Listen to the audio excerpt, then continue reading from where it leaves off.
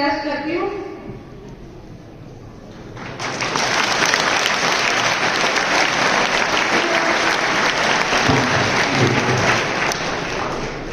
Good afternoon.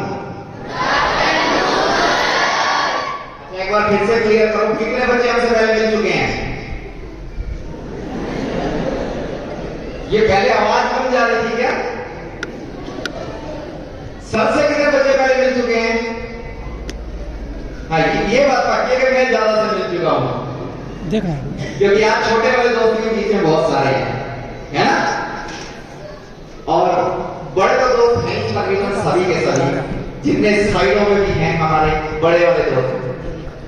आप सबसे request, आप प्लीज चेयर लीजिए, आप आराम से बैठ सकते हैं, क्योंकि यहाँ वाकई बहुत डिसिप्लिन तरीके से बच्चे बैठे हैं और आराम से बैठते भी हैं। और अब तो मैं भी श्योरिटी ले सकता हूँ कि बच्चे वाकई डिसिप्लिन पूरा मेंटेन करके रखते हैं। यस और नो? Very good. बहुत अच्छा लगता है जब आप अच्छे तरीके से बैठते हैं, उठते हैं, चलते हैं। लेकिन ये सब चीजें हमें कई बार सामाजिक तौर से भी लेनी पड़ती हैं। हम सामाजिक तौर से कई चीजों को नजरअंदाज कर जाते हैं कई बार। अभी जब मैं आपसे बात कर रहे थे ना भाई आज हम किस लिए एकत्रित हुए हैं, इन बिटवीन वो बैनर लगा, इसलिए शायद आप ध्यान नहीं दे पाए। उस बैनर पर आज का टॉपिक भी लिखा हुआ है, लिखा हुआ उधर के बच्चों को भी रहा होगा, उसके बारे में आप थोड़ी सी चर्चा करते हैं। वहां लिखा हुआ सोशल इंपावरमेंट। दो शब्दों पर बात करूंगा सिर्फ, ज्यादा पे तो हमारे फिर ज्यादा चर्चा करेंगे। आज हमारे बीच में मौजूद है मुख्य वक्ता श्री अनिल मलिक जी, जो कि आपके रीजनल चाइल्ड वेलफेयर ऑफिसर हैं, और साथ ही अभी आप जिनसे बातचीत कर रहे थे वे हैं हमारी जिला बाल कल्याण अधिकारी district child welfare officer Neelam ji. एक बार इनके लिए फिर से तालियां होनी चाहिए।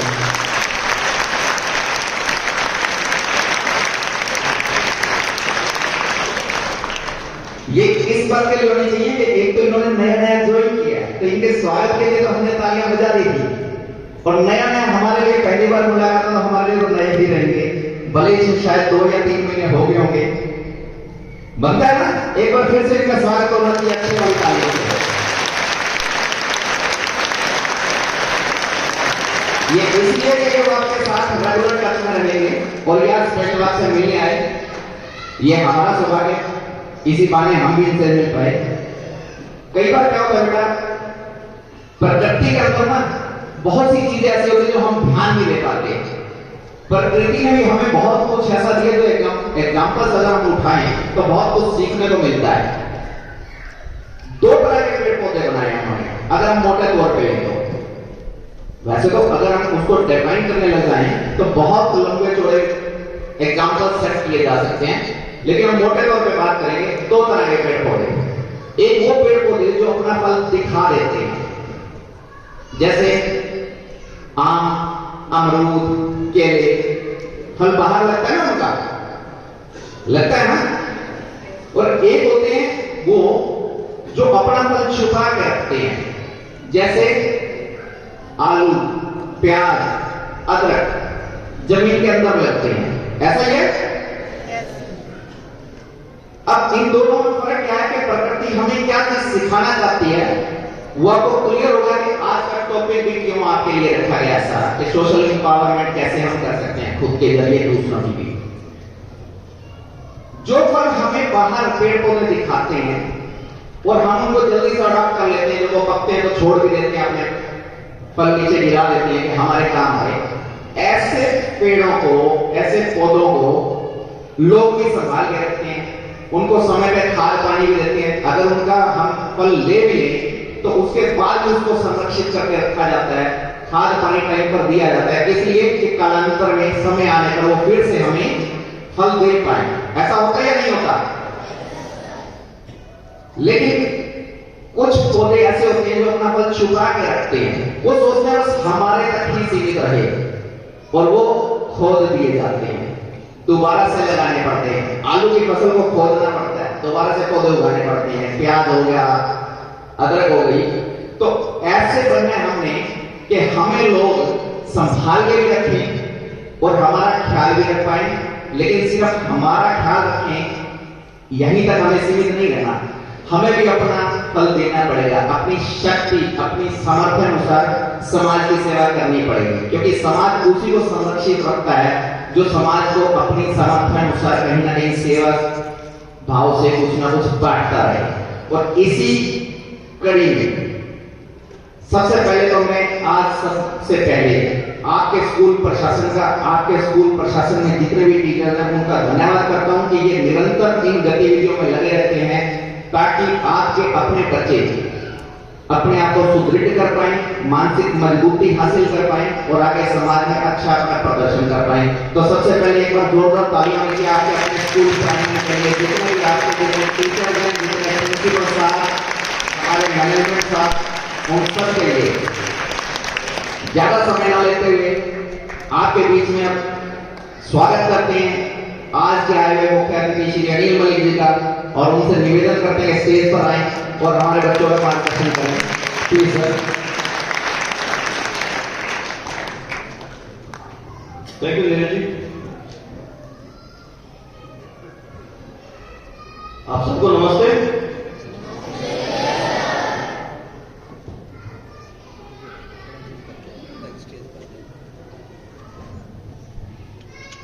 उम्मीद करता हूं आप खुश होंगे, ऊर्जा से लबालब होंगे। कारण तो बहुत से हैं इस बात के पीछे। मुख्य कारण यह है कि एक ऐसे बेहतरीन स्कूल के विद्यार्थी हैं आप, जहां पे सिर्फ आपकी शैक्षणिक योग्यता के ऊपर ध्यान नहीं दिया जाता है, आपके मानसिक और भावनात्मक स्वास्थ्य के मद्देनजर अग्रिम श्रेणी में आके आपका स्कूल काम कर रहा है। और मैं विशेष बधाई देता हूं स्कूल प्रबंधक चेयरमैन सर रामकुमार जी, डायरेक्टर डॉक्टर सुनील और प्रिंसिपल साहब डॉक्टर सचिन। इंडिविजुअली ये तीन नाम लिए, इन तीन की अपनी एक योग्यता है, लेकिन इनकी ताकत जो है वो ये चारों तरफ बैठे हैं जो टीचर्स ये सब हैं, और उसमें हरियाणा राज्य बाल कल्याण परिषद आपके सहयोगी के तौर पे है। हमारे जिला बाल कल्याण अधिकारी सोनीपत का जो कार्यभार संभाल रही नीरज जी मेरे साथ हैं, और मिस्टर नीरज कुमार, जानते हैं नीरज कुमार को? ये वो सशक्त काउंसलर हैं जो 26 स्कूलों को हरियाणा राज्य बाल कल्याण परिषद की इस बेहतरीन मनोवैज्ञानिक परामर्श सेवाओं की सेवाएं दे रहे हैं। उनकी ताकत, उनकी सोच, उनकी चाहत को मैं नमन करता हूं। सामने बैठे हैं इसलिए ज्यादा सब के बारे में नहीं कहूंगा। और आपकी ताकत है आपके अभिभावक, आपके माता पिता, और आपकी ताकत आप स्वयं में, आपकी ऊर्जा, आपकी खुशी की जो बात की, वो व्यक्ति विशेष, वो बच्चा, वो विद्यार्थी ज्यादा सशक्त और ज्यादा खुश होगा जिन्होंने अपनी भावनाओं पर थोड़ा सा नियंत्रण करना सीख लिया है। आप सबका जवाहरलाल नेहरू वरिष्ठ माध्यमिक विद्यालय गोहाना स्कूल के प्रांगण में स्वागत है। आप अपने लिए जोरदार तालियां बजा सकते हैं।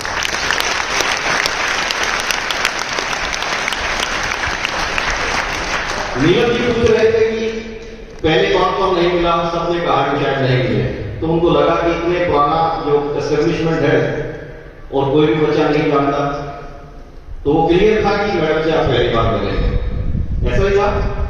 लेकिन मैक्सिमम चाइल्ड हाथ खड़ा किए हुए थे कि नीरज जी को आप जानते हैं। ये बेटियां और ये बेटे, हमने आपसे दोस्ती कायम की है।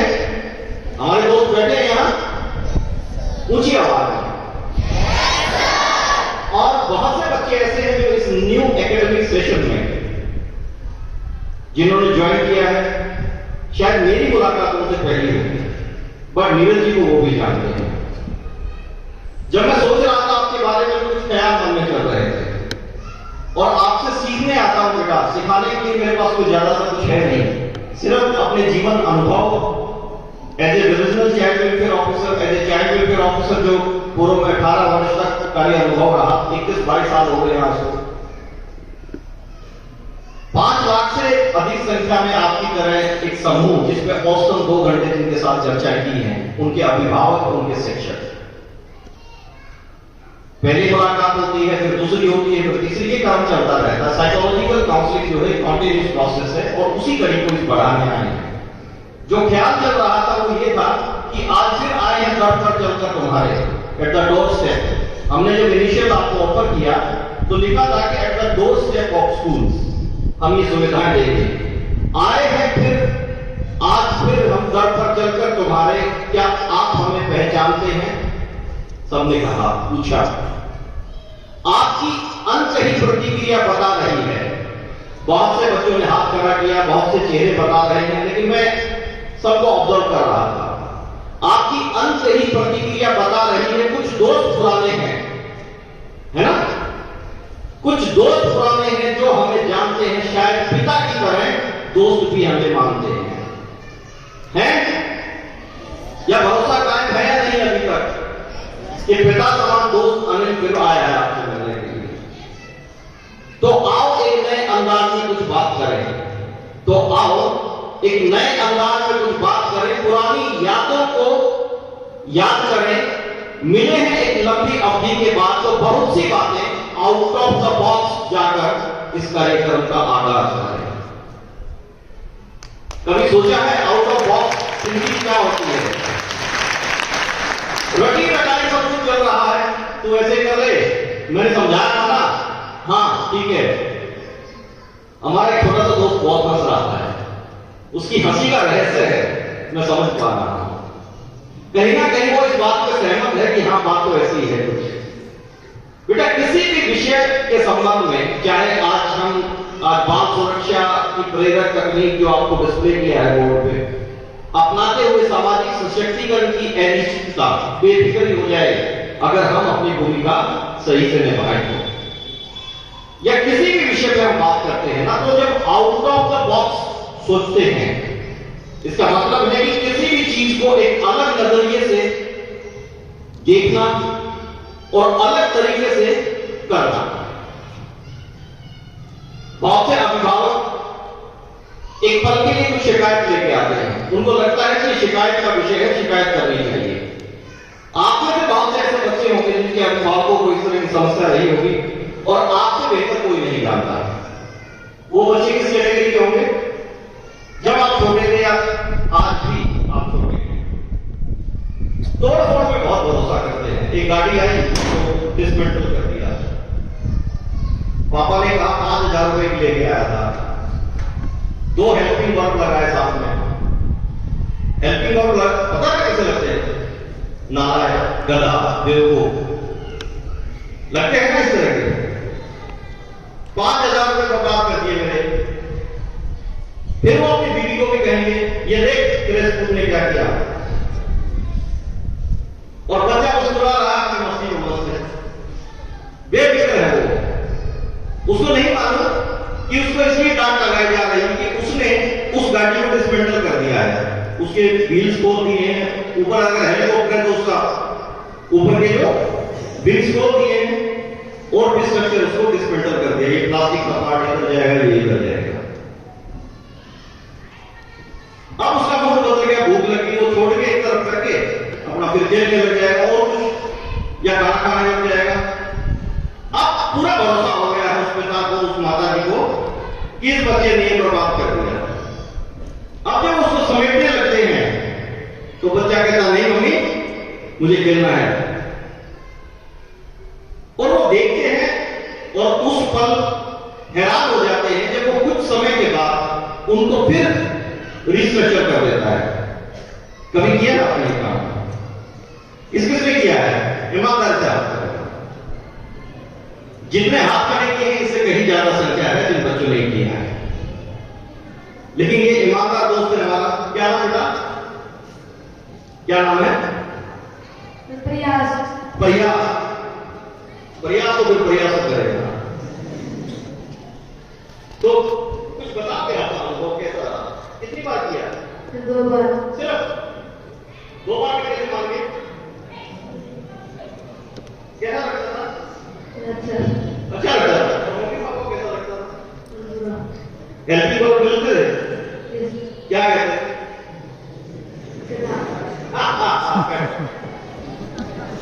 कितना ईमानदार होता है ना, प्रयास में अपने प्रयास में कोई कमी नहीं छोड़ी और ईमानदारी से ये भी बताया कि कॉम्प्लीमेंट क्या मिले, गधा। लेकिन कभी किसी ने सोचा है वो गधा कितनी मेहनत करता है, कितना बोझा होता है? सोचा है कभी?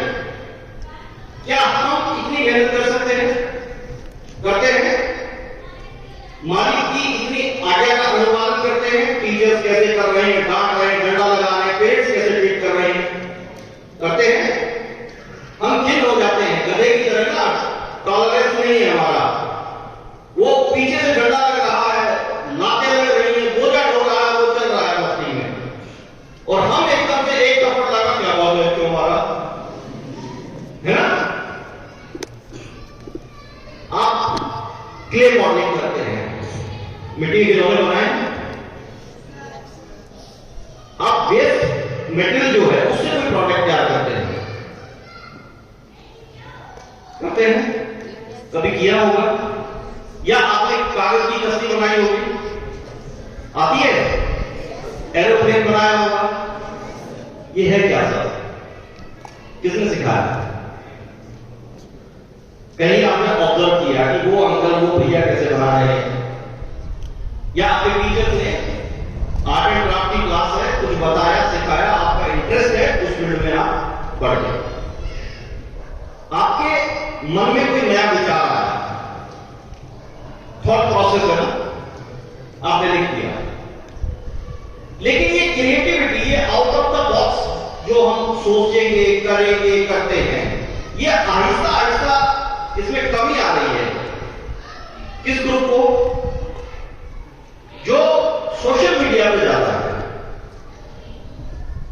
सुबह उठे नहीं, मैं देखता हूं कि सुबह 6 बजे कुछ ग्रुप ऐसा मिलता है, कहीं घूमने जाओ, 4-5 बच्चे बैठे हैं ऐसे। अब क्यूरियसिटी इतनी नहीं है इस उम्र में आके, समझ आती है कि ये क्या कर रहे हैं, और कभी थोड़ा सा झांकने की कोशिश करता हूं तो एग्जैक्टली वही चीज मिलती है। क्या? एक मोबाइल है, 4 का नंबर, ये बात है। अब वो 1 घंटा, आधा घंटा, 2 घंटे, जितनी समय सीमा उनकी वहां बर्बाद हो रही है, बर्बाद हो रहा वो समय। उस वक्त मॉर्निंग टाइम है, सुबह के 6 बजे हैं, बिल्कुल फ्रेश माइंड होता है, आप अच्छे बच्चे हैं, आप पढ़ रहे हैं, आप सीख रहे हैं, नए आइडिया आपके दिमाग में आ रहे हैं। क्या उस ग्रुप को भी वो नए आइडिया आएंगे? नहीं होगा। क्या सारा दिन थकान भरा होगा, आपकी तरह ऊर्जा में कैसे रहेंगे? सुबह क्या करना चाहिए? पढ़ना चाहिए, फिजिकल एक्टिविटीज करनी चाहिए, अच्छे विचार साझा करने चाहिए, और वो कब होंगे? जब असेंबली होगी, प्रेयर टाइम होगा। एक तरह से बिल्कुल मेडिटेटिव जो इंसान है ना, मेडिटेशन करता है, ध्यान लगाता है, वो असेंबली टाइम ऐसा ही कुछ है। फिर फिजिकल, आपके तो बहुत डायनेमिक टीचर है Vijay ji, I know, social media पर देखता है, फिजिकल टीचर है ना विजय जी, हैं? वो नहीं दे बेटा, उनके पास बहुत टेक्निक्स हैं। टीचर्स हर स्कूल में हैं, अच्छे टीचर हैं, बेहतर टीचर हैं, बेहतरीन टीचर हैं, अलग अलग कैटेगरी और कितने इंटरेस्ट काम करता है, बच्चे भी बहुत अच्छे हैं। लेकिन क्या ऐसा है कि वो बच्चे जब सुबह मॉर्निंग वॉक के लिए निकलते हैं, या कुछ भी एक्सक्यूज करके घर से जाते हैं, उनके घर वालों को मालूम नहीं होता है? कौन बच्चा ये बताएगा मालूम होता है या नहीं होता है? पूरा से होता है। क्या लगता है आपको, पेरेंट्स को मालूम होता है या नहीं होता है? होता है। तो पूरी तरह से जिम्मेदार कौन हुआ? वो बच्चे, उनके माता पिता, या दोनों? कोई नहीं, कोई नहीं पता है कौन ज्यादा जिम्मेदार होगा? वहां से आवाज आ रही माता पिता की। माता पिता की क्या भूमिका है? उनको बताना चाहिए, उनको यह बताना चाहिए कि मोबाइल का कितना इस्तेमाल करना चाहिए, कितना जरूरी है। लेकिन आपको लगता है कि माता पिता बताते हैं तो बच्चे तुरंत से समझ भी जाते हैं? नहीं समझते ना? तो आपको कसूर किसका हुआ? बच्चों का। और ये सब होता क्यों है? ऐसा क्या है? कुछ तो आकर्षण होगा ना जिधर खींचे जाते हैं हम। मालूम है क्यों होता है? ये आपका जो उम्र का दौर है ना बेटा, किशोर अवस्था से आप गुजर रहे हैं, यही एक सबसे बड़ा कारण है। पीयर ग्रुप का प्रेशर सबसे ज्यादा होता है। एक गलत काम के लिए मैंने हामी भर दी अपने दोस्त को, अगला काम वो अपने आप करवा लेगा।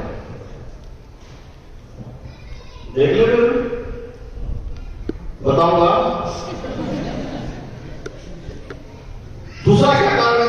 बहुत बड़ा कारण है, जो डेवलपमेंट की स्टेज है ये, आपका फिजिकल डेवलपमेंट हो रहा है, मेंटल डेवलपमेंट हो रहा है, सोशल डेवलपमेंट हो रहा है, मॉरल वैल्यूज बढ़ रही है, इमोशनल डेवलपमेंट हो रहा है। इस डेवलपमेंट की स्टेज में जो किशोर अवस्था में शरीर बढ़ रहा है ना, हार्मोनल चेंजेस होते हैं। समझते हैं? बायोलॉजी पढ़ते हैं आप, फिजिकल एजुकेशन पढ़ते हैं, और जो फिजिकल एजुकेशन या बायोलॉजी नहीं पढ़ते उसको बीमार होते हैं।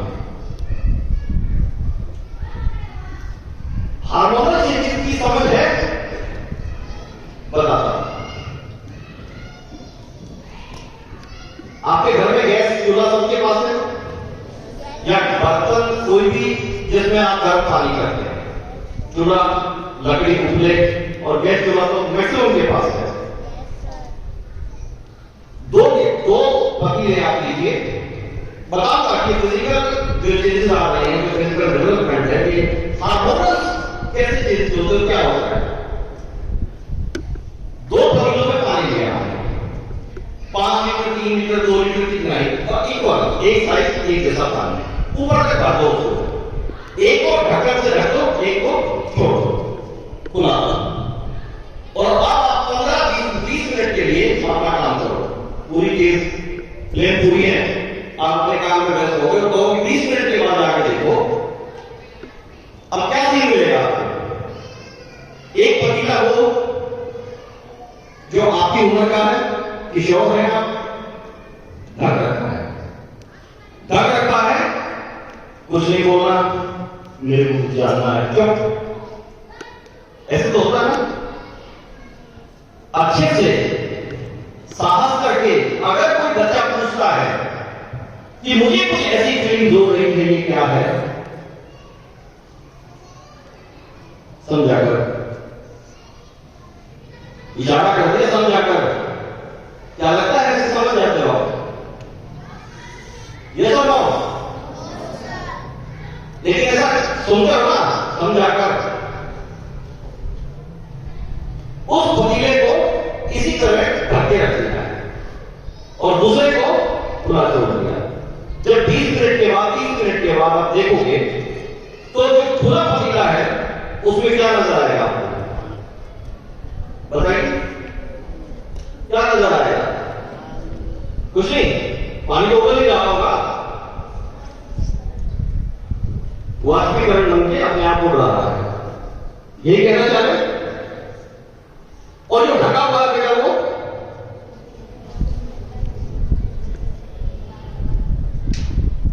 अंग्रेजी बहुत अच्छी बोलता है बच्चा, साइंस का स्टूडेंट है। सरलता से बताओ, आप बताना मैं ठीक कहा या नहीं। हेलो, आप ये कह रहे हो कि वो जो ढक्कन ढक दिया ना, वो डांस कर रहा है। क्यों? क्योंकि वो वाष्प उड़ना चाह रहा है, ऊपर जाएगा ना, और ऊपर से आपने कंट्रोल कर दिया, ढक दिया है, तो क्या होगा? स्टेबल तो नहीं रहेगा ना, उस प्रेशर में ऐसे करता है, ऐसे करता है। ट्यूबवेल होता है ना, कभी जाओगे आप खेत में, या ट्रैक्टर का वो जो साइलेंसर होता है उसके ऊपर कैप होती है, जब वो वहां से उसका आउटलेट है ना, वहां से जब वो निकलेगा वहां, तो वो टप टप टप, ये किशोर अवस्था है और हार्मोन बदलते हैं। समझिए, अंदर से आवाज आ रही कुछ करना है, लेकिन इस वक्त बहुत जिम्मेदारी से काम करना है। अभिभावकों को, शिक्षकों को, काउंसलर्स को, और आपको बहुत जिम्मेदारी से उन बातों को समझना है, और उनको समझ के जब आप अपनी भावनाओं को नियंत्रण में रखेंगे, इमोशनल डेवलपमेंट भी हो रहा है ना, तो मान जाएगा। सुना कितना सुंदर है ना, व्हाट इज दिस? मालूम है कि यहां इस बंदे को ट्रैप किया जा सकता है, सुंदरता किसको अच्छी नहीं लगती तो मेरा दोस्त नहीं है। इमोशनल एब्यूज करने का एक तरीका है। मैं कुछ केस स्टडीज आपके साथ साझा करूंगा बेटा, आपको समझने में आसानी होगी। सरप्राइजिंग बात यह है, 5 लाख से ज्यादा बच्चों से बातचीत होने के बाद मेरे पास मोर देन 60,000 रिटर्न फीडबैक है। आपको भी अवसर रहेगा। 60,000 समझते हैं आप इस बात को?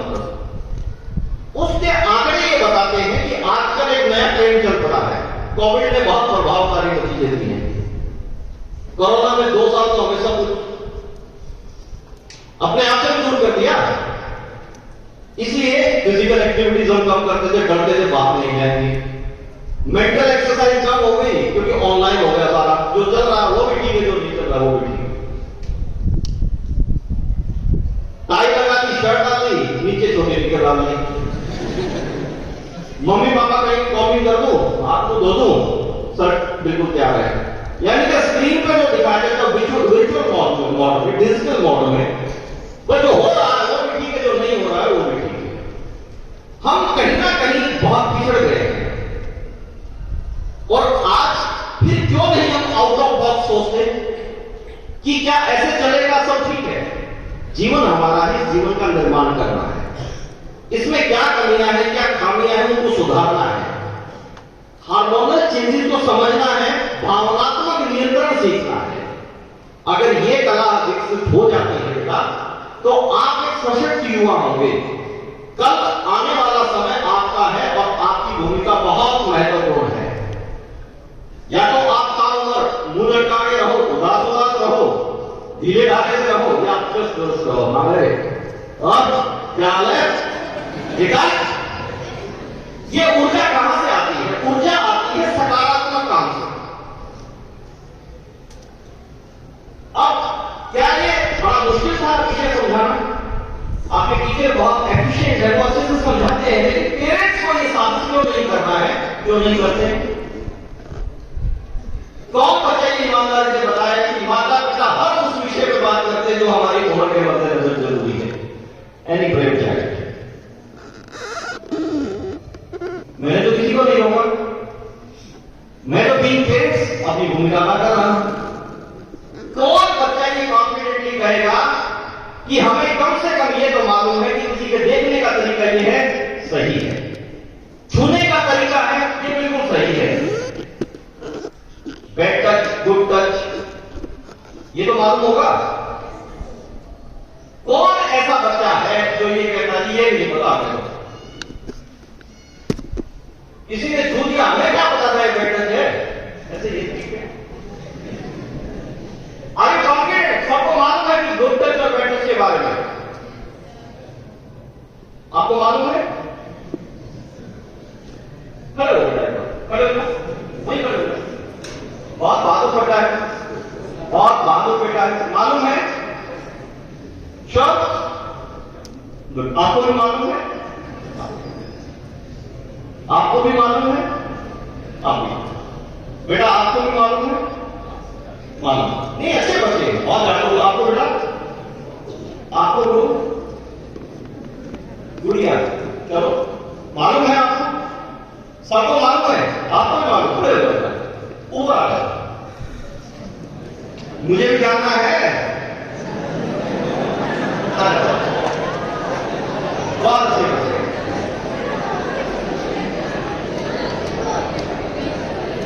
मुझे भी तो सीखना है, मैं इसीलिए तो आया हूं। बेटा किसने बताया आपको ये बैड टच है, ये बोलता है।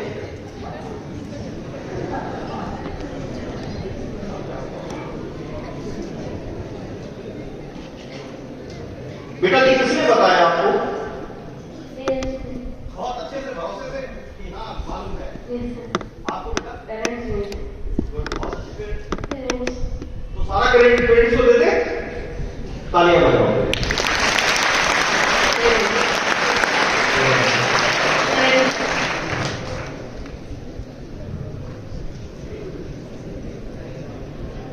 दोस्ती करोगे? फिर मैं जानना चाहूंगा और जो मुझे जानकारी है मैं बताना चाहूंगा। आप सिर्फ एक काम करें, हमें देखते रहें। हंसने की नहीं बात है, ये समझने की बात है।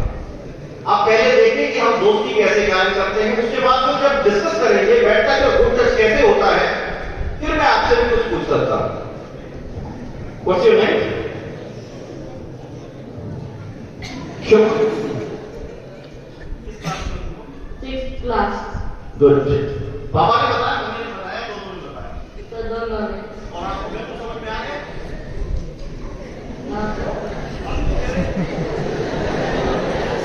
नहीं समझ में आया? चलो कोई बात नहीं, जो कमी रह गई हम समझाएंगे। आपका क्या नाम है? शुभम और सूरज। सूरज आप किस क्लास में हो? आपको मालूम है बैड टच और गुड टच कैसे होता है?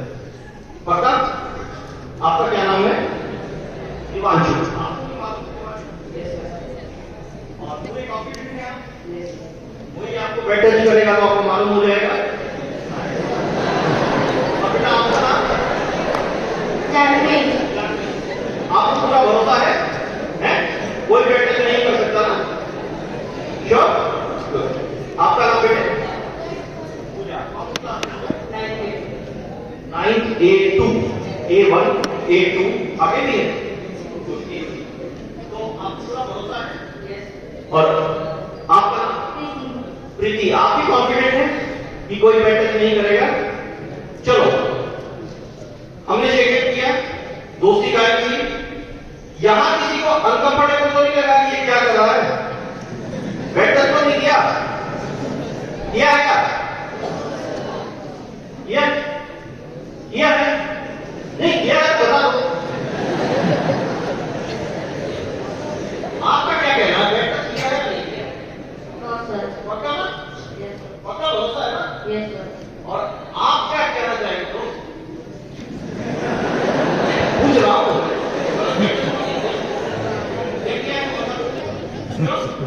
और आपको पक्का? और बेटा आपको? ये भी सब यही कह रहे हैं कि बैड टच नहीं हुआ। पीछे टीचर्स भी बैठे हैं। आप बच्चे को दोबारा एक बार फिर पूछता हूं। मैंने दोबारा फिर इंट्रोडक्शन एक दूसरे से की, इनसे जानकारी ली और सबने कहा बैड टच नहीं। यही मालूम फाइनल? आगे बढ़ो। ध्यान दीजिएगा, जब आपने हाथ लगाया कुछ ऐसे किया था? दोबारा जब हम आपसे बात कर रहे थे कुछ ऐसे किया था? Yes sir. ये कह रहे बैड टच नहीं है। आपके साथ कुछ ऐसे किया था? ऐसे किया था? इस बेटे को इतना पूरा भरोसा है सूरज को कि ये सब ऐसा कर ही नहीं सकते। मैंने किया था। आपके भरोसे के लिए धन्यवाद। लेकिन अक्सर धोखा वही देते हैं जिनके हम आंख मीच के भरोसा करते हैं। यहां फिर कह रहा हूं कि सिर्फ हंसने की बात नहीं है, समझने की बात है। चाइल्ड एब्यूज की जो घटनाएं घट रही है, अब भी एक लेटेस्ट स्टडी रिपोर्ट आई है जो बता देगी आपको 13,500 से ज्यादा की स्टडीज, मतलब जो रैंडम सैंपलिंग हुई है। रैंडम क्या हुई है? वो तो पिक एंड चूज है कि किसी को सेक्स एब्यूज हुआ, उससे पूछा है कि आप बताइए, समझे और ध्यान से सुने। 94% नोन टू अस, मेरे पहचान के, मेरे रिश्तेदार, मेरे परिवार वाले बच्चे ये कह रहे हैं, 100 में से 94 बच्चों ने ये कहा है कि अगर सेक्स एब्यूज किसी ने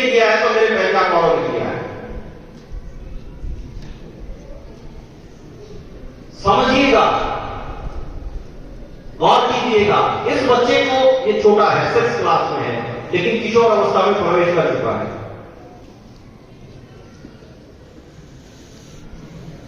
इसने कहा कि हाँ ऐसा हुआ था। सूरज ने बहुत भरोसा किया कि ना ऐसा तो नहीं हुआ था।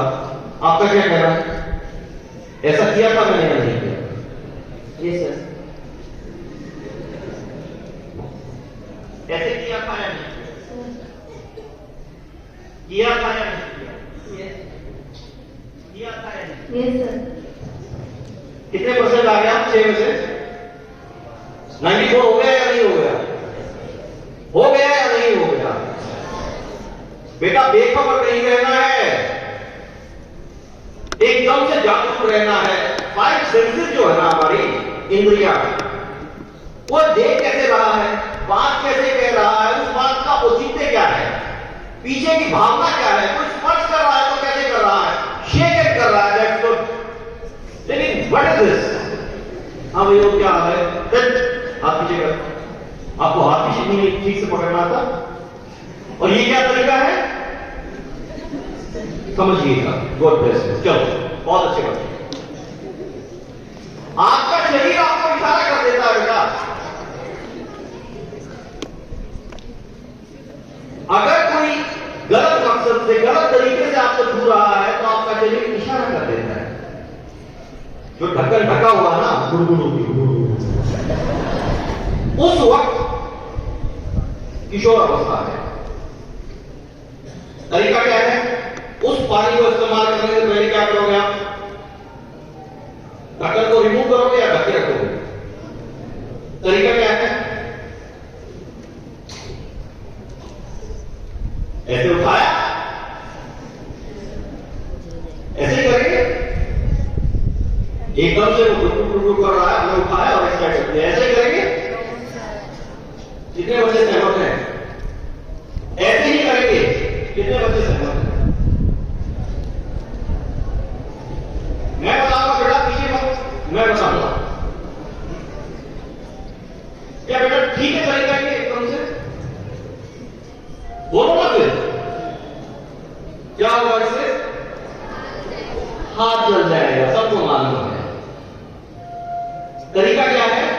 कपड़ा लेंगे, तरीके से उसको पकड़ेंगे, हल्का हल्का सरकाएंगे, हल्का हल्का सरकाएंगे तो एक तरफ से भाप रिलीज होती जाएगी और आपका जो पार्ट है वो ड्राई हो जाएगा, हट जाएगा। फिर आहिस्ता से उसको आप रिमूव कर दोगे। फायदा क्या होगा? हाथ जलने से बच जाएगा। ये जीवन है। बाधाएं बहुत हैं, अड़चने बहुत हैं, गड्ढे बहुत हैं, कांटे बहुत हैं, आकर्षण बहुत है। सुन दो, समझ दो। समझ गई भैया, समझ गई। और कुछ है क्या? नहीं समझे नहीं। मैं कुछ बात करना चाहते हो? हाँ मैं बोल तो रही थी, सब समझ गई? बोले तो बात करें? बोले हाँ, घर चलते मम्मी पापा के साथ बैठेंगे, वहां बातें करेंगे। लेकिन सामने वाला क्या कहेगा? समझी नहीं, ऐसे ही कहेगा ना। और वो अच्छी बच्ची है, वो समझती है, उसको मालूम है, वो जागरूक है। मम्मी पापा ने, टीचर ने अच्छे से बता रखा है, उसको इमोशनल कंट्रोल की समझ है कि सिर्फ ये उम्र का तकाजा है, शरीर बढ़ रहा है, भावनात्मक संदेश है। समझ जाओ, अपने आप को सुरक्षित रखो और कपड़े से पकड़ के ढक्कन को खिसकाओ। It is simple way. क्यों नहीं कोई समझा तो मुझे नहीं मालूम। क्या आप मम्मी पापा से बातें नहीं डिस्कस करना चाहते? डिजिटल टेक्निक्स में अब क्या हो गया है, मोबाइल पे इंटरनेट का इस्तेमाल करते हैं। गूगल बाबा आपको सब कुछ दे रहा है, वो बच्चा क्या चाहिए? जिन की कहानी सुनते थे, दिन का जिन है ना बेटा, अब आप कहोगे मेरे को ना डॉट डॉट डॉट डॉट दे दो, यानी कि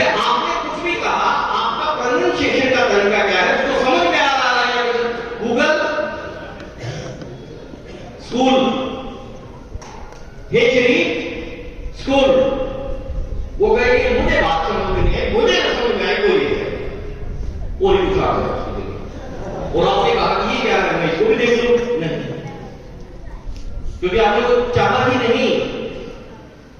आपको गूगल वो चीज तो दे रहा है जिसकी आपको जरूरत है, लेकिन वो चीज भी दे रखा है जिसकी आपको जरूरत ही नहीं। और ये सिर्फ और सिर्फ बेटा आपकी उम्र का तकाजा है, भावनात्मक विकास है, हार्मोनल चेंजेस हैं, आपको उन चीजों में इंटरेस्ट तो क्रिएट हो जाता है। फिर कहीं ना कहीं ग्रुप में आप महसूस करते हो, वही मैंने ऐसे किया था,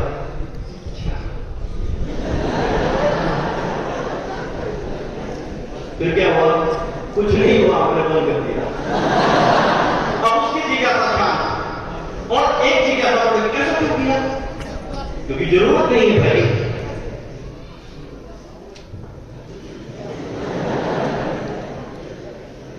बॉडी लैंग्वेज बहुत प्रभावकारी है। सामने वाला कहना क्या चाह रहा है ये समझना पड़ेगा। संकेतक जो जगह जगह साइन बोर्ड लगे होते हैं ना, कई जगह डस्ट लगी, मिट्टी लग गई, कई जगह वैसे खराब हो गया, आपको अपनी समझ से तो काम लेना पड़ेगा ना। हाँ, इसी रास्ते से मैं जाती हूं, ऐसा ही कुछ है। ये थोड़ी है कि जो हमें दिया जा रहा है वो सब कुछ ग्रहण करते रहे, करना चाहिए, समझना चाहिए क्या जरूरी है क्या नहीं जरूरी है, और भावनाओं को भी समझाना चाहिए। कहीं किसी ने बहुत अच्छी बात लिखी है, एक कविता लिखी है, जब इमोशंस की बातें होती हैं तो मैं उन पे मुझे वो कुछ पंक्तियां याद आती हैं कि आंसुओं को बहुत समझाया, तन्हाई बनाया करो, और ये एक्सपीरियंस हर किसी का है। कभी किसी की याद आ गई, कभी किसी से नाराजगी हो गई, कभी किसी से बट्टा हो गई, कभी किसी से डबल अफा हो गई है, मिलने का मन किया, देखने का मन किया, लेकिन नहीं हुआ, भावनाएं उमड़ गई और आंसू आ गए, और तब हमने कहा हमें पता कहां बाथरूम में जाते सोचते हैं, बाथरूम में जाएंगे, खूब रोएंगे, ज्यादा देर से सोचती आएंगे, टैप खोल देंगे, किसी को नहीं मालूम है बाथरूम में क्या कर रहा है, नहा रहा है, फ्रेश हो रहा है, कुछ भी कर रहा है, और फिर वॉशरूम में आगे बढ़ेंगे। लेकिन मां तो बहुत समझदार है, मां को मालूम है बट हैपन विद यू बेटा, कुछ नहीं, अरे, और फिर वो भावनाएं फिर उमड़ जाती है। क्यों? क्योंकि मां ने उस तरीके से पूछा है। भावनाओं को, आंसुओं को बहुत समझाया, तन्हाई में आया करो, महफिल में आके मेरा मजाक न बनाया करो। आंसू बोले, इतने लोगों के बीच में तुम्हें तन्हा पाता हूं, बस इसलिए साथ में भागने चला। आपकी भावनाओं का इजहार है, खुश हैं आप, हंस रहे हैं, दुखी हैं, पीड़ा है, आंसू गिरा रहे हैं। कई बार खुशी में भी आंसू आते हैं, लेकिन उन आंसुओं का रूप अलग होता है और दुख के आंसुओं का रूप अलग होता है। आंसू आएंगे, बहने दो, कोई दिक्कत नहीं है, लेकिन बातों में क्यों जा रहे हो? सुरक्षित कंधा पकड़ लो, सुरक्षित कंधा पकड़ लो, और वो माता पिता से बेहतर कोई कंधा नहीं हो सकता। भावनाएं जब उमड़ती है, किसी की याद आती है, किसी को कुछ भी हो रहा है, मम्मी समझोगा, मम्मी समझ जाएगी, मम्मी सहलाएगी, प्यार से करेगी, फिर बेटा कुछ बात नहीं, आप भी ऐसी क्या करो। बॉयज एंड गर्ल्स दोनों ग्रुप के लिए यह समझना आवश्यक है कि जो चाइल्ड एब्यूज की घटनाएं घट रही है ना, अगर हमें सुरक्षित रहना है, बाल संरक्षण के उपायों पर हम चर्चा कर रहे हैं, तो ये जरूरी है कि उस समझ को विकसित करें। और समझाने और समझने की बात यह है कि मेल और फीमेल जेंडर बच्चे के शोषण की बात करते हैं, लगभग बराबर बराबर होता है। इसी तरह से शोषण इन बच्चों का हो रहा है, इसी तरह से शोषण इन बेटियों का हो रहा है। आपको ये समझना है कि अकेले में आप किसी के पास नहीं जाएंगे, छुप के किसी से बातें नहीं करेंगे, कोई भी कितना अच्छा दोस्त है, अकेले में, कोने में, अंधेरे में क्यों, मम्मी पापा के पास जाएंगे। डिजिटल टेक्नोलॉजी की हमें जरूरत है, ऑफ कोर्स, लेकिन आपको समझना है कि कितनी जरूरत है, और वो क्यों ना बेहतर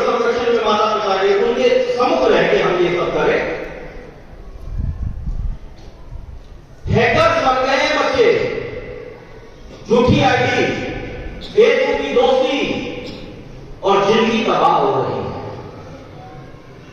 आई am very grateful, Neeraj ji जैसे सशक्त काउंसलर ढूंढने से बड़े मुश्किल से मिलते हैं, तन्मयता से काम करते हैं, और बेटा 26 स्कूलों की असाइनमेंट के बाद हॉरेबल केस स्टडीज हैं, सैकड़ों केस स्टडीज हैं जो वास्तविक में आप लोगों से जुड़ी हुई हैं।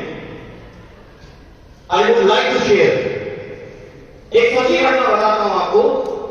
एक 14 साल और 7 महीने की बच्ची, आपके लिए भी बताऊंगा, लेकिन ये मैं जो कहानी बता रहा हूं ये आपके लिए है, और जो आपकी कहानी बताऊंगा आपके लिए भी कहानी नहीं बेटा, ये वास्तविक घटनाक्रम है, ये स्टडी है। आप समझिए कि हम कहां से कर रहे हैं, क्यों इस कार्यक्रम की आवश्यकता है। हम किसी को पढ़ाई से संबंधित बात करते हैं, हम किसी को किसी असुविधा से बचाना चाहते हैं, असहजता से बचाना चाहते हैं, हम किसी को सही चीज देना चाहते हैं, तो एक तरीका होता है। लेने वाले की स्वीकृति भी हो, तैयार हो, मुझे ये चीज चाहिए, तो ये पढ़ लिया कर, नहीं पढ़ता, कोई जबरदस्ती है। किताबें तो आपको बहुत सी मिल जाएंगी, लेकिन आपको कितना पढ़ना है, कितना जानना है, तो आपकी रुचि के ऊपर है ना। और आपकी रुचि क्यों कब पड़ेगी, जब आपका मोटिवेशन लेवल हाई होगा, जब आपको यह समझ में आएगा कि मुझे सुरक्षित रहना है, मुझे सशक्त बनना है, और मुझे भविष्य में अपना नाम मजबूत करना है। यही तो कहानी है ना, नेम फेम एंड मनी, यही तो चाहिए। अब किसी भी व्यक्ति को कहोगे भैया पढ़े जा पढ़े जा पढ़े जा, तो आएगा ना, तो पैसा मिलेगा ना, नाम मिलेगा ना, शोहरत मिलेगी, तो किए जा, कौन तो करेगा। एक सवाल हुआ ना, बात समझाया गया, पढ़ोगे करोगे, क्या चीज है, नेम फेम एंड मनी, ये 3 चीज अगर निकल गई फिर क्या, और भी कुछ रहता है, रहता बेटा। अगर ये 3 चीज आपको मिले कि आपको पैसा भी मिलेगा, नाम भी मिलेगी, शोहरत भी मिलेगी, तो कुछ भी करेंगे या नहीं करेंगे, कुछ भी का मतलब सही शिक्षा अर्जित करेंगे, अपना ज्ञान बढ़ाएंगे, अपना मानसिक, भावनात्मक और शारीरिक स्वास्थ्य पर फोकस करेंगे। अगर ये चीजें सही हैं तो हमें चीजें समझ में भी आएंगी, हम चीजों को ग्रहण भी करेंगे, और फिर आवश्यकता अनुसार जैसी हमारी रुचि है उस क्षेत्र में हम अपनी किस्मत भी आजमाएंगे। किस्मत आजमाने का मतलब क्या है, निरंतर सार्थक प्रयास करेंगे। ऐसा कुछ नहीं होता कि किस्मत में लिखा है ये मिल जाएगा, ऐसा नहीं होता, उसके लिए प्रयास करना होता है। जब एक बच्ची को इस बात की जरूरत महसूस हुई कि उसे मोबाइल चाहिए, एंड्रॉइड फोन चाहिए जिसमें इंटरनेट हो, व्हाट्सएप फैसिलिटीज हो, फेसबुक आईडी हो, सब कुछ वो एप्स इंस्टॉल हो, उसके इंस्टॉल्ड हैं, ऐसी ही सुविधा संपन्न तो आपके पास मोबाइल है ना बेटा, सबके पास है। रिसर्च कहती है 88% बच्चों के पास आज वो सुविधाएं हैं। वो इंटरनेट में डेस्कटॉप पे हम काम करते हैं, वो मोबाइल पे काम करते हैं, इक्वली। आपके पास मोबाइल है, आपके पास लैपटॉप है, आपके पास डेस्कटॉप है, तभी तो आप इस्तेमाल कर रहे हैं। उस बच्ची ने डिमांड की पिता को कि मुझे एक मोबाइल चाहिए, क्योंकि शिक्षा के लिए ये कारगर। ये कोविड से पहले की घटना है, कोविड से करीब 5 साल पहले का घटनाक्रम है। 9th क्लास की बच्ची, उसकी उम्र 14 वर्ष और 7 महीने। पिता की आय के संसाधन बहुत सीमित हैं, मना कर दिया, नहीं दिला पाऊंगा, क्योंकि कीमत जब जाने की 20-25 हजार रुपए का आया, मेरे पास पैसे नहीं है, मुमकिन ही नहीं। अगले दिन पीयर ग्रुप में उसके दोस्त ने उनसे बात की, चर्चा की, तो एक से सलाह दी, सेकेंड हैंड ले लो, मिलता है ना, सेकेंड हैंड ले लो, 4-5 हजार रुपए का मिल जाएगा, पिता की समस्या दूर हो जाएगी। अगले दिन ये बात पिता तक पहुंची, बच्ची ने समझाई, और फिर दोहराया कि पढ़ाई बहुत प्रभावित होगी, नहीं तो दिलवा दो, और पिता ने सेकेंड हैंड मोबाइल दिलवा दिया। अगले दिन बहुत खुश थी, खुशी का इजहार दोस्तों को किया, ये देखो, तो एक ने कहा डब्बा है, ये जानना चाहा कि डरवा क्यों है, तो किसी ने कहा कि इंटरनेट जब तक नहीं होगा ये डरवा है। जहां 5,000 रुपया खर्चा था वहां पता नहीं हिम्मत करके 500 रुपए और जुटा दिए और वो इंटरनेट की सुविधाएं मिल गई। सब कुछ अच्छा चल रहा है, उस बच्ची का 9th का रिजल्ट आ जाता है, दिसंबर के महीने की बात है। 9th में उस बच्ची के 90% मार्क्स आते हैं, बच्ची प्रमोट होकर 10th क्लास में चली जाती है। सब अच्छा चल रहा है, लेकिन अगले 3 महीने के बाद, 3 महीने पूर्व में 3 महीने बाद, जिस दिन मोबाइल खरीदा था करीब 6 महीने के बाद एक दिन अचानक से वो बच्ची अपने बिस्तर में नहीं मिलती।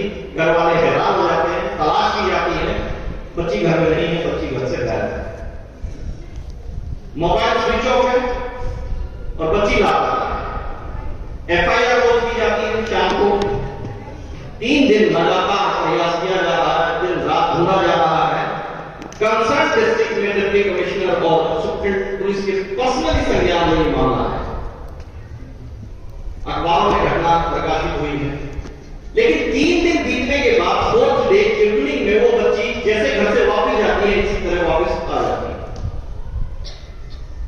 एक पल के लिए सब खुश है, लेकिन उससे ज्यादा दुखी है। सवाल बहुत है, कहां थी, कैसे गई, किसके पास गई, क्यों गई, और उन सवालों का सिर्फ एक ही जवाब था। फेसबुक पे किसी से दोस्ती हो गई, उस प्रभाव में चली गई, उसने मुझे शादी करनी चाहिए, मैंने शादी करके गई, लेकिन अब उसने तलाक दे दिया और मैं वापस आ गया। उस बच्ची को मालूम था कि 18 वर्ष तक शादी की उम्र नहीं है बताने, लेकिन बच्ची इस मामले में ईमानदार थी, उसने किसी को ज्यादा परेशान नहीं किया। ये कहा कि मेरे साथ ये घटना हुई है, जब वो मामला हमारे तक पहुंचा। आधे घंटे, शुरुआती आधे घंटे की बात बहुत सी हुई। पर्सनली मेरी बात हुई तो बच्ची ने कहा 15 मिनट के डिस्कशन में कि सर, जिस विषय को आप ज्यादा गहराई से जानना चाहोगे मैं स्पष्टता से बता देती हूं। मेरे साथ सेक्स एब्यूज हुआ है, किसी ने मुझे धोखा दिया है, मैं शादी के तौर पे गई थी और तलाक हो गया। कुछ पल के लिए तो मैं उस बच्ची को देखता रहा, ये क्या बोल रही है। उसके साहस की तारीफ की कि वो ईमानदारी से उसने सब कुछ बयान कर दिया है। उसने कहा कि सिर्फ मेरे जीवन निर्माण के बारे में बताओ मैं क्या कर सकती।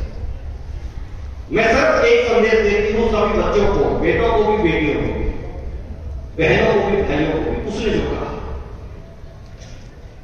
क्योंकि उस डिस्कशन में मैंने बताया कि मेरा क्या मोटिव है, हम कैसे करते हैं, बेटा आप कहां अछूते रह गए ऐसे। उस बच्ची ने कहा कि मेरा एक संदेश ईमानदारी से सबके साथ कि वो सचेत रहे, सावधान रहे, इस भ्रम की दुनिया से, विभ्रम की दुनिया से निकल जाए, डिजिटल मोड पे जितनी आवश्यकता है उतना ही उसका यूज करें, इस प्रभाव में मत आए, क्योंकि मेरा जीवन तबाह हो चुका है, अब इसको संभालने के तरीके बताइए। तब कुछ बातें मेरे जहन में आई। मैंने उस बच्ची को कहा और आपको एक संदेश के तौर पर ये कहता हूं कि जब वो ट्रैकिंग पे लिया गया मोबाइल नंबर उस व्यक्ति का, जब वो बच्ची वहां से उठ के आई तो उसका भी स्विच ऑफ था। उस बच्ची के मोबाइल की बैटरी नहीं थी। जब चार्जिंग हुई तो उसमें आखिरी संदेश एक मिला उस बच्ची को ट्विटर पे,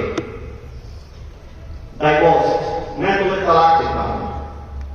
जिस प्रभाव में वो बच्ची वहां गई थी, फेसबुक पे जो संदेश था आखिरी ये था कि आज शादी का कार्यक्रम है, मैं तुमसे शादी करना चाहता हूं और मैं बार बार तुम्हें बता रहा हूं, मैसेज कर रहा हूं, भरोसा करो, तुम विश्व सुंदरी हो, तुमसे सुंदर कोई लड़की हो नहीं सकती और मेरी किस्मत बन जाए अगर तुम मेरे साथ शादी कर लो।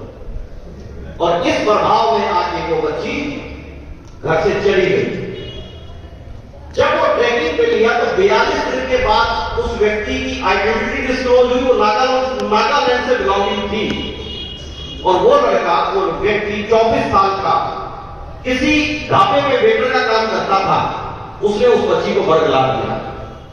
तब मैंने कहा था कि बदल के सूरत 21वीं सदी का प्रेम इत्तेफाक निकला, 21वीं सदी का प्रेम इत्तेफाक निकला, बदल के सूरत इंसान वो शैतान निकला। फेसबुक पे शादी का प्रस्ताव और ट्विटर पे तलाक निकला। आप समझिए कि आपकी जरूरतें क्या है।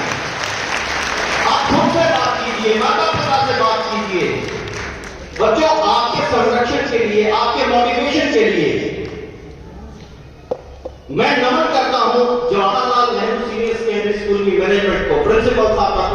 सभी टीचर्स को, जितना हम सोचते हैं उससे आगे एक कदम चलना चाहते हैं और सिर्फ उनकी सोच है कि हमारे बच्चे सुरक्षित रहें, सशक्त बने और उनके साथ किसी तरह का कोई धोखा न कर सके। लेकिन ये कारगर तब तक नहीं होगा, ये नतीजा तब तक नहीं होगा बेटा जब तक आप इन बातों को समझेंगे नहीं, इनको अपने जीवन में ढालेंगे नहीं। कोई जबरदस्ती किसी के साथ नहीं कर रहा। सोते हुए को जगाया जाता है, बार बार आपको वही काम किया जा रहा है, जागते हुए को क्या जगाएंगे? आप सशक्त हैं, आप समझो। यूं तो कॉन्स्टिट्यूशनल प्रोविजन है बेटा 1989 में, जो बाल अधिकार सम्मेलन में आपको बहुत से राइट्स दिए गए थे। हर व्यक्ति की ये भूमिका है, हर व्यक्ति का ये फर्ज है कि बच्चों को जो स्पष्ट रूप से वर्णित है बाल अधिकार कि आपके साथ बेहतर सुरक्षित साथ आपको मिले, माता पिता का, सोसाइटी का, लोगों का, आपको प्यार, दुलार, शिक्षा, स्वास्थ्य, आहार के मद्देनजर बहुत से अधिकार है आपके। लेकिन दुर्भाग्य है जिस समाज में हम रह रहे हैं, इसी समाज में कुछ निहायत ही स्वार्थी, दूषित मनोवृत्ति के लोग हैं जो बच्चों का शोषण कर रहे हैं। इससे दुर्भाग्यपूर्ण बात कोई हो नहीं सकती कि 94% का आंकड़ा बहुत हिला देने वाला है जो बच्चों का शोषण कर रहे हैं।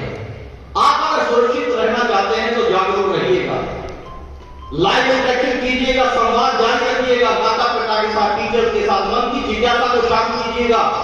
आप जानिए कि मेरे साथ ऐसा हो रहा है, क्यों हो रहा है, आपको जवाब मिलेगा, सही मार्गदर्शन मिलेगा। लेकिन आपको अपना खुद पे भरोसा करना पड़ेगा, आपको भरोसा अपने माता पिता पर दिखाना पड़ेगा, आपको टीचर्स पे बिलीव करना पड़ेगा। आपके यहां काउंसलर जो पहुंच रहे हैं, यहां जो बच्चे उनके टच में हैं, उनसे काउंसलिंग ले रहे हैं, आप समझिए कि वो कितना नतीजागत हो रहा है नहीं। और बेटा आपको आने वाले समय में, भविष्य में स्टेक होल्डर की भूमिका निभानी है, आपने तक सीमित नहीं रखनी है वो जानकारी, साहस बढ़ाना है, जानकारी बढ़ानी है और लोगों को कम्युनिकेट करना है। आपकी समझ बढ़ेगी, आपकी प्रेरणा शक्ति बढ़ेगी, तभी तो आप कुछ कर पाओगे। और संक्षिप्त में कहूं तो मैं कुछ यूं कहूंगा कि पहले तो सोचो, पहले तो सोचा मैंने, पहले तो सोचो इसलिए कि मैं अब अपने से बात कर रहा हूं कि पहले तो सोचा मैंने कि बातों का असर ही क्या है। हम कई बार कहते हैं ना कि कोई बात कोई बता रहा है, कोई कर रहा है, सारी बातें जो करते हैं इसका असर क्या है?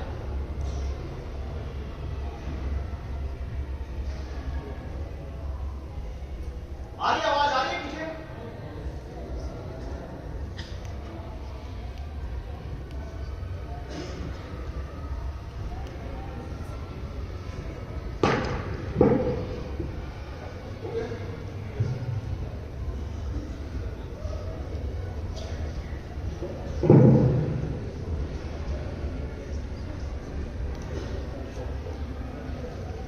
पहले तो सोचा मैंने कि बातों का असर ही क्या है।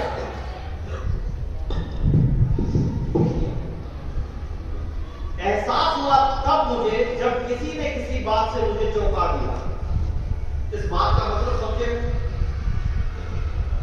अचानक से आपके जीवन में कोई घटनाक्रम, कोई बात, कोई इंसिडेंट ऐसा होता है कि आप एक पल के लिए चौंक जाते हैं, ऐसा कैसे हो सकता है, ऐसा कैसे हो गया, कैसे भरोसा करूं।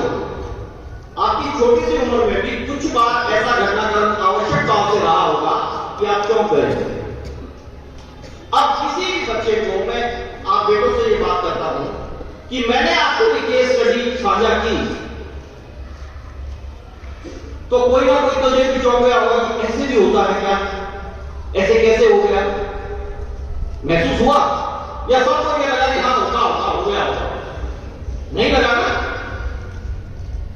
जब माता पिता आपको कुछ कम्युनिकेट करते हैं, कोई बात समझाते हैं, आपके टीचर्स आउट ऑफ सिलेबस कोई बात करते हैं, बहुत सी टाइम ऐसा रहा होगा क्लासेस में कि 5 मिनट 4 मिनट या बीच में एक शेड्यूल होगा कि वो कहेंगे चलो कहानियां सुनाता हूं, मैं आपको जीवन का अनुभव बताता हूं, किसी पर्सनैलिटी के बारे में बयान करते हैं, स्वामी विवेकानंद जी की चर्चा करते हैं, गुरु नानक जी की चर्चा करते हैं, लॉर्ड कृष्णा की चर्चा करते हैं, प्रधानमंत्री जी की चर्चा करते हैं, कुछ व्यक्तित्व का व्याख्यान करते हैं, कुछ कहानियां, कुछ अनुभव साझा करते हैं। तो आपके मन में या तो कोई कि ये कैसे कैसे हुआ, उसने ये मुकाम कैसे हासिल किया, मैं बताना चाहता हूं। आप उससे प्रेरित हो सकते हो, आप उससे प्रेरित हो सकते हो और उस प्रेरणा स्वरूप उसी तरह से आप अपने चरित्र का निर्माण करना चाहते हो। और कुछ असहज घटनाएं होती हैं, जैसे मैंने अभी बताई थी स्टडी, तो आप पहले तो बातों को समझो कि सामने वाला क्या कह रहा है। पहले तो सोचा मैंने कि बातों का असर ही क्या है। एहसास कब हुआ मुझे कि किसी ने जब मुझे चौंका दिया, ये तो असर कारक है। क्या कह दिया तुमने, थोड़ा एहसास तो कर। क्या कह दिया है तुमने, थोड़ा एहसास तो कर। लोग तो रोकेंगे तुमको, खुद पर विश्वास तो कर। ये हो नहीं सकता, ऐसे कर सकता ना ना ना, ये तो ऐसे बहकाता रहता है। लोग रोक रहे हैं आपको, समझे इस बात को, क्योंकि आप उनसे भिन्न किस्म के हो, आप अव्वल हो। लोग तो रोकेंगे लेकिन आपका विश्वास आपको आगे तक लेके जाएगा।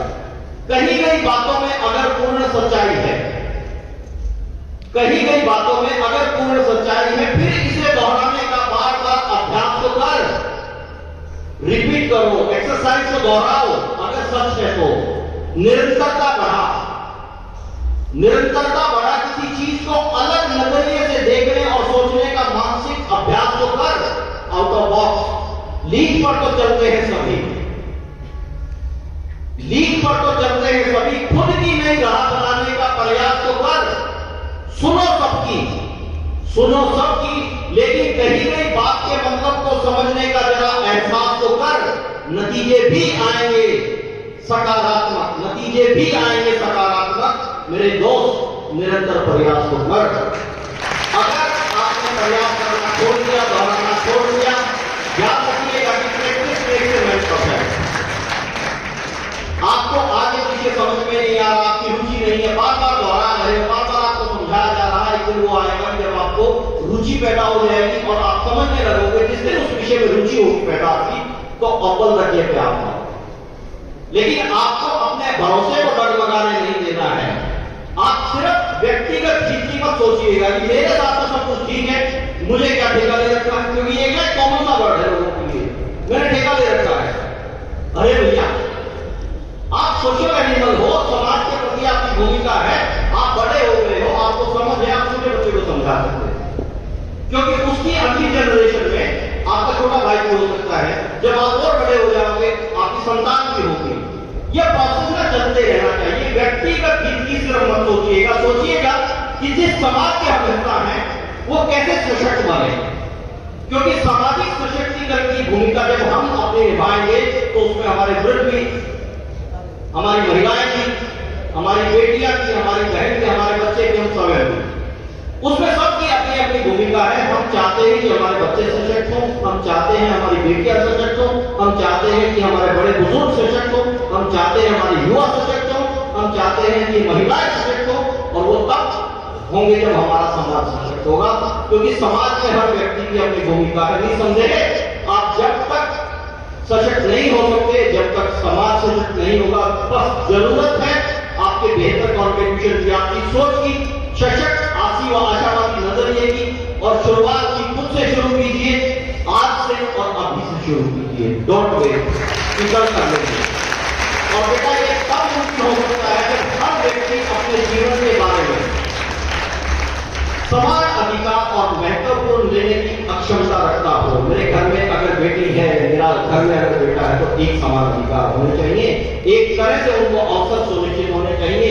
हम अपनी बहनों के प्रति बराबर समझें और ये बेटियां अपने भाइयों के प्रति उसी नजरिए से समझें। क्योंकि ये जब एक साथ गति मिला के चलेंगे तो तरक्की होगी। महत्वपूर्ण सवाल यह है कि सशक्त तो हर व्यक्ति होना चाहता है। अब जवाब और जिज्ञासा ये है कि कैसे। चाहता तो हूं लेकिन कैसे? तो जवाब बड़ा साधारण और सिंपल है कि आपका समय महत्वपूर्ण है। एक एक सेकंड को सदुपयोग कीजिए। आपकी संस्कृति निर्माण में आपका कॉन्ट्रीब्यूशन होना चाहिए। जीवन के हर क्षेत्र में, हर माध्यम से और निरंतर प्रयास से सूरत बदल सकती है। आप इस चीज पर विशेष फोकस रखें। गरीबी, बेरोजगारी, अज्ञानता, रूढ़िवादिता और भेदभाव किसी भी तरह का है, सामाजिक सशक्तिकरण हासिल करने के लिए ये सब दूर किया जाना चाहिए। और ये तब दूर होगा जब हम इंडिविजुअल लेवल पे सशक्त होंगे। आपके पास योग्यता है, आपके पास शिक्षा है, तो आप अपना कंट्रीब्यूशन इस सोसाइटी को बढ़ चढ़कर दे सकते हैं। और उसके लिए ये समय, ये घड़ी बहुत महत्वपूर्ण है बेटा। ये स्टूडेंट लाइफ है, इसको मतलब गवा मत देना। ये किशोर अवस्था है जो आपके जीवन का निर्माण में बहुत कंट्रीब्यूशन इसका अपने आप में उम्र का ना एक अलग ही संदेश है युवाओं के लिए कि इसमें जिज्ञासा होती है, इसमें उत्सुकता होती है, इसमें ऊर्जा होती है। सिर्फ इसको सही दिशा देनी है और इस सशक्त किशोर को सशक्त युवा की भूमिका निभानी है।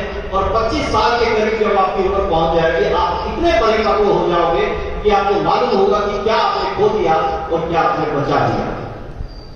कुछ भी गंवाना नहीं है, अपनी ऊर्जा पे फोकस रखना है और ध्यान रखना है बेटा, change is the life of change is the law of nature.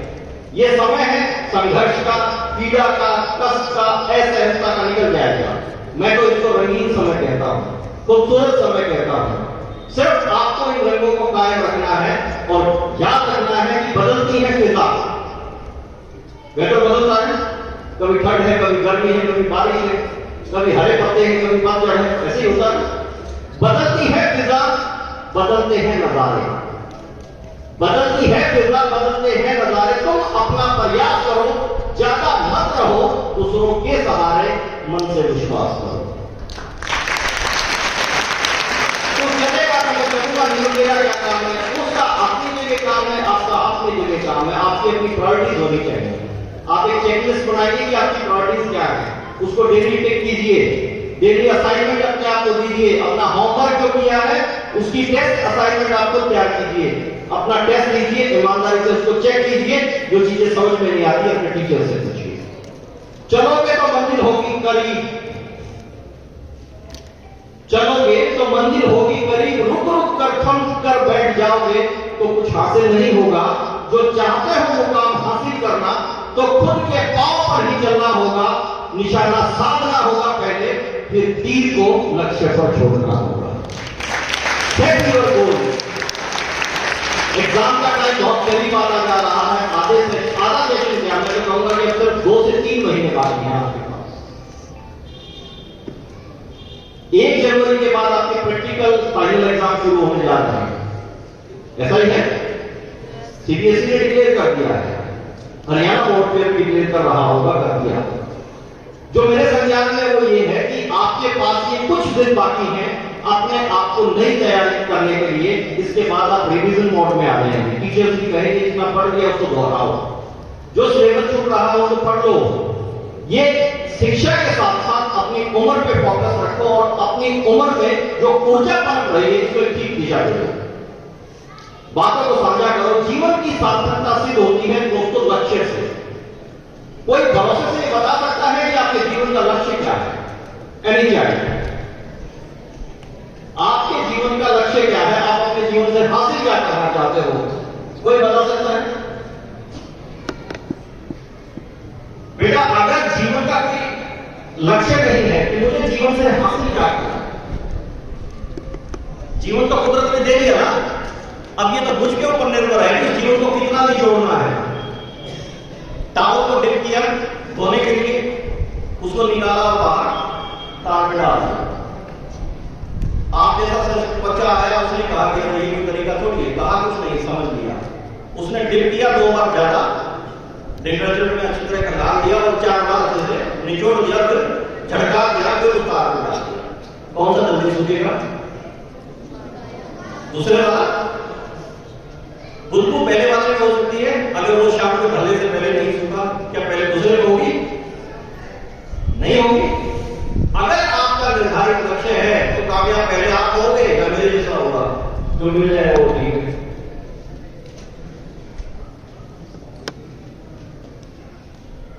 एक बेटा, एक बच्चा, एक लड़का फुटबॉल बहुत अच्छी खेलता था। आजकल तो फीफा वर्ल्ड कप भी चला हुआ ना।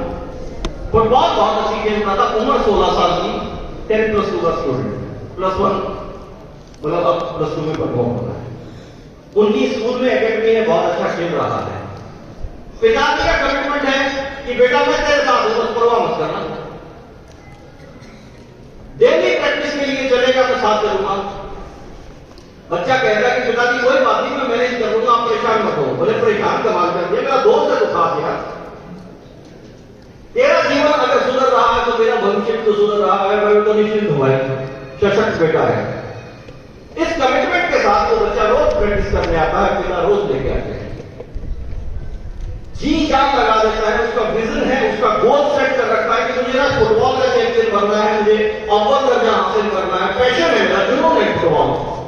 रास्ते में पत्थर है उसको भी ऐसे ही करता है, पैशनेट तरीके से खेलता है। एक महीने के बाद स्कूल के इंटर स्कूल टूर्नामेंट में उसको एहसास होता है कि उसका सिलेक्शन नहीं हो रहा है। वो रोज आता है फिजिकल से, विजय सर प्लीज मेरे सिलेक्शन कर दो, नहीं प्रैक्टिस करो। विजय सर तो और भी हो सकते हैं। दिन और नजदीक आ रहे हैं, अचानक से वो बच्चा प्रैक्टिस करना छोड़ देता है।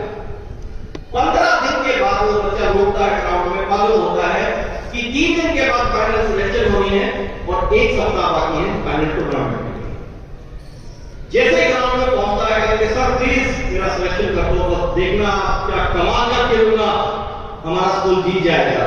नहीं, और तुम तो 15 दिन से प्रैक्टिस पे भी नहीं आए हो, बिल्कुल नहीं, नॉट डिजर्विंग। अगले दिन बच्चा फिर करता है, कहता है, अगले दिन फिर कहता है, अंतिम दिन जब फाइनल सिलेक्शन प्रक्रिया है कहता sir please please give me a chance. अब उन्होंने कहा है कि तुमने ना खुद ही कर दिया, चल आना तो है ही, तेरे ठिकाना होते आ जा। अब मैच का दिन आता है। जब मैच होता है तो 18 गोल उनका स्कूल करता है और वो 16 गोल से मैच जीत जाते हैं। अकेला वो लड़का 16 गोल करता है। 18 में से 16 गोल वो करता है जिस पे टीचर ने ट्रस्ट नहीं किया, और टीचर हैरान है कि माय गॉड मैं इतना गलत कैसे हो सकता हूं, गजब का खेलता है ये बच्चा, मैं क्यों नहीं भरोसा दिला पाया। टीचर जैसे ही टूर्नामेंट जीतते हैं नजदीक आता कहता है थैंक यू बेटा, एक पाप से बचा लिया, मुझे गिल्ट फील हो रहा है कि मैं क्यों नहीं समझ पाया। लेकिन आज मैं एक बात देख रहा हूं कि ऊपर पब्लिक में आपके पिता की नजर नहीं आ रही, वो तो रोज आते थे सामने, प्रैक्टिस के लिए जब आते थे रोज आते थे, सबसे ज्यादा क्लैपिंग करते थे, हर गोल में क्लैपिंग करते थे। मैं हैरान था, लेकिन अब नहीं आ रहे। तब उस बच्चे ने कहा कि सर कुछ दिन पहले आपने कहा था कि 15 दिन से तो प्रैक्टिस में नहीं आए,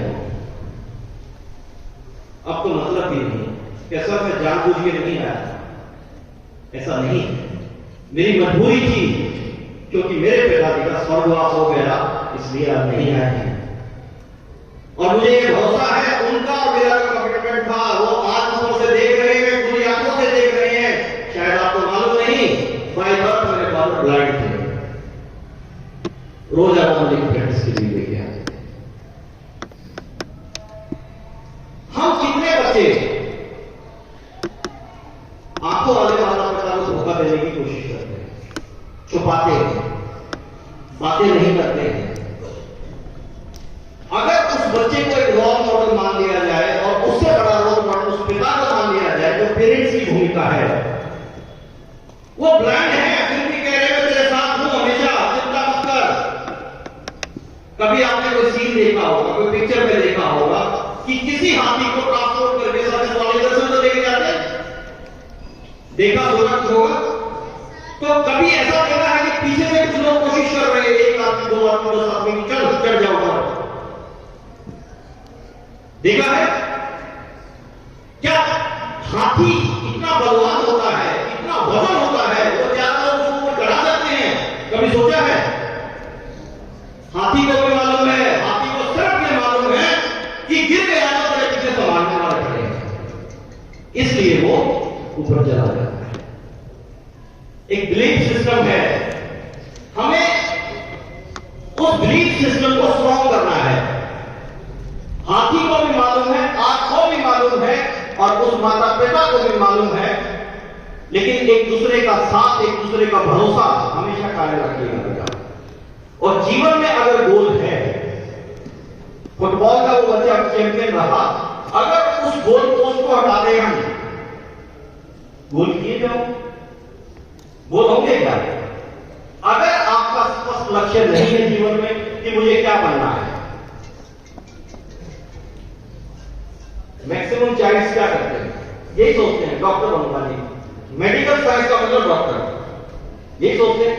बायोलॉजी पढ़ते हैं हम डॉक्टर बनने के लिए, आपको शायद से मालूम नहीं है, कभी टीचर से डिस्कस करना कि बायोलॉजी का इंडिविजुअल सब्जेक्ट का कितना स्कोप है, संभावनाएं बहुत हैं। आप सीमित मत रहिए, 3% लोग में शामिल होकर मत रहिए, आपकी संभावनाओं का दायरा बहुत बड़ा है।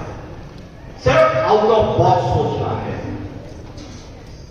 लक्ष्य पे अपना ध्यान टिका के रखना है, साथ में रखना है टीम को, और एकदम से लक्ष्य पे छोड़ना है। अगर ऐसा आप करेंगे तो आपका दर्जा अव्वल होगा, जीवन की सार्थकता तब सिद्ध होती है बेटा जब एक लक्ष्य हो, और लक्ष्य हासिल होता है तब जब ना थकाने वाला अथक प्रयास हो, और वो तब होता है जब आप इंटरेस्ट की फील्ड में जा रहे हैं, पैशनेट है, जुनून के साथ काम कर रहे हैं। लोग कहते हैं पागल है, सुना होगा बहुत से लोगों को ये पागल है, लेकिन बुरा मत मानिए। नीरज सर को तो यहाँ से हजारों लोग कहते हैं, मुझे भी कई बार कहते हैं, बोले वो काउंसलर आपका पागल है। बोला हाँ थैंक यू, पागल है, धन्यवाद, आपने मुझसे ही पहचान लिया। बोले जी मतलब, मैंने कहा मतलब ये पाने के गतिशील लक्ष्य, अगर गतिशील रहेंगे तभी तो लक्ष्य को पाएंगे। वो इंसान गतिशील है और अपने लक्ष्य पर ध्यान केंद्रित करके रखता है। हमारे चाइल्ड वेलफेयर ऑफिसर है नीरज जी, उनका भी एक विजन है इस नौकरी में, वो भी चाहेंगे कि हमारे बच्चों का ज्यादा से ज्यादा उत्थान हो, लेकिन उनको भी वही काम करना है, आपको भी वही काम करना, माता पिता को भी वही करना है, यानी कि अपना सार्थक और सही प्रयास करना है। कोई भी इंसान दूसरों के भरोसे रहे, दूसरों के इशारे में करे तो कभी कामयाब नहीं हो सकता, उसका अपना नाम नहीं है। आज मैं आज बता रहा हूं, जो आज के बाद 10 साल के बाद रिव्यू कर रहा है इस बात को, जबकि पौधा होगा आपके पास, आपकी अपनी एक शख्सियत होगी, और आज ही आप करके देखना अपने घर में जहां परिवेश में, जिस परिवेश में आपका पालन पोषण होगा, करो वो काम के दुनिया गले लगा के चले, आपके चेहरे पे मुस्कान है, आप ताजगी से भरे हुए हैं और बहुत अच्छा लगता है। दूसरा सामने देख के ना कहीं काटता नहीं है, आपकी तरफ आकर ठीक हो जाता है, मिलना चाहता है, गले लगना चाहता है, थैंक यू करना चाहता है। करो वो काम के दुनिया गले लगा के चले, फरिश्ता गुजरे गली से तो सर झुका के चले। Thank you sir. कभी हराम की दौलत को धर्म मत लाना। I repeat again and again, again and again, again and again. और प्रैक्टिकली मैं अपने लिए तो कोशिश कर रहा हूं, करनी चाहिए। कभी हराम की दौलत को घर में मत लाना अगर तुम चाहते हो कि औलाद सर उठा के चले।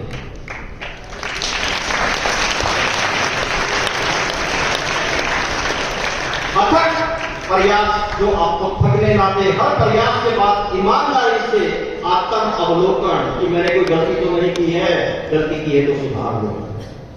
पूर्ण आत्मविश्वास, दृढ़ इच्छा शक्ति, आत्म प्रेरणा और आत्म अनुशासन, ये गुण अगर आप में विकसित है, आप सुरक्षित भी हैं, आप कायम भी हैं, आप कामयाब हैं। लेकिन कहने के लिए छोटी छोटी बातें हैं, प्रयास बहुत करना पड़ेगा। समय की कीमत, एक एक सेकंड की कीमत को जानना पड़ेगा, समझना पड़ेगा, बेहतर प्रबंधन करना पड़ेगा। उत्सुकता, जो जिज्ञासा है, उत्सुकता ऊर्जा को कायम रखना है।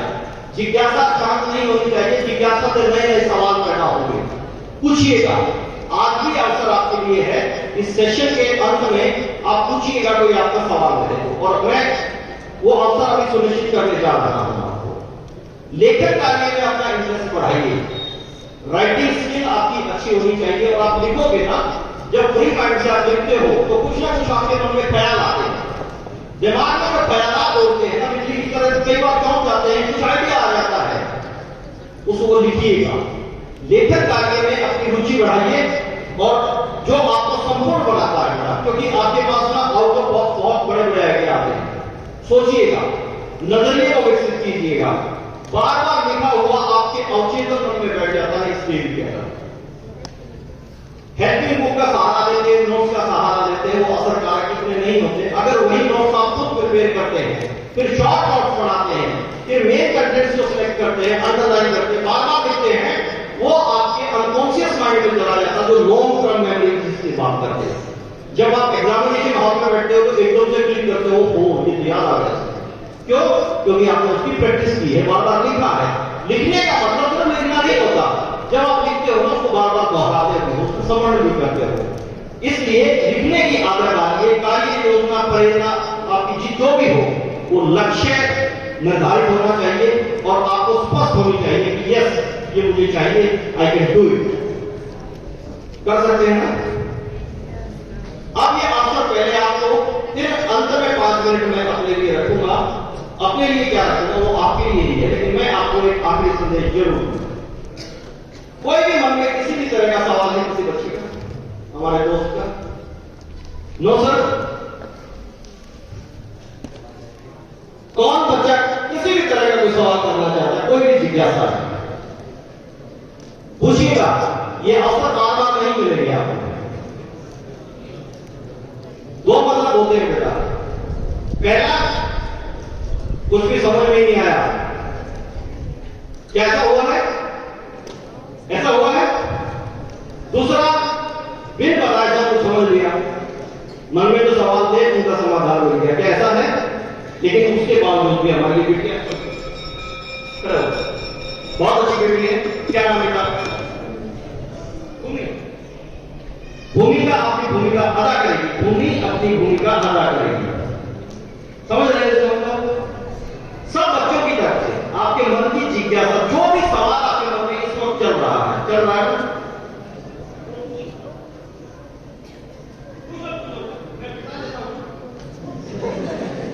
या नहीं?